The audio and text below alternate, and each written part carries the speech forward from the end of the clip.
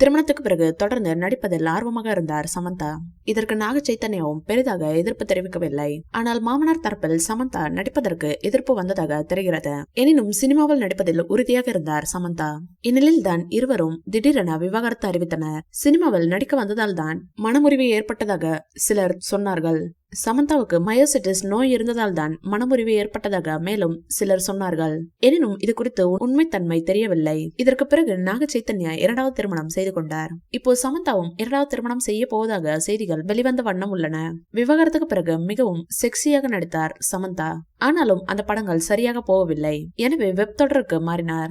ராஜ் நிதிமோரு என்பவர் இயக்கிய வெப் தொடரில் நடித்தது சமந்தாவுக்கு மிகப்பெரிய புகழை தந்தது. இதனிடையே டைரக்டர் ராஜ் நிதிமோருவுக்கும் சமந்தாவுக்கும் காதல் ஏற்பட்டது. இருவரும் டேட்டிங் செய்தார்கள். சமீபத்தில் கூட திருப்பதி காலாஸ்தி கோயிலுக்கு இணைந்து பிரார்த்தனை செய்தார்கள். பல கோயில்களுக்கும் சென்று வந்தார்கள். அதற்கேற்றவாறு இவர்கள் இருவரும் திருமணம் செய்ய போவதாக தெலுங்கு மீடியாக்களில் செய்திகள் வந்தன. இதனை இரு தரப்பினரும் மறுக்கவில்லை. தற்போது இவர்களின் திருமணம் உறுதியாகிவிட்டது. கூடிய விரைவில் திருமணம் நடைபெற உள்ள நிலையில் தமிழ் சினிமா பிரபலங்களுக்கு அழைப்பிதழ் கொடுக்க ஆரம்பித்து விட்டனர். இன்று நம்ம தளபதியை நேரில் சந்தித்து அழைப்பிதழ் கொடுத்துள்ளார் சமந்தா. மற்றும் ரஜினி சார், அஜித், சூர்யா என அனைவரையும் அழைத்துள்ளார் சமந்தா. இதனையடுத்து ஜனநாயகன் படத்தில் ஒரு பாடலுக்கு நம்ம தளபதியுடன் சமந்தா ஆடி உள்ளதாக தகவல் வெளியாகி உள்ளது.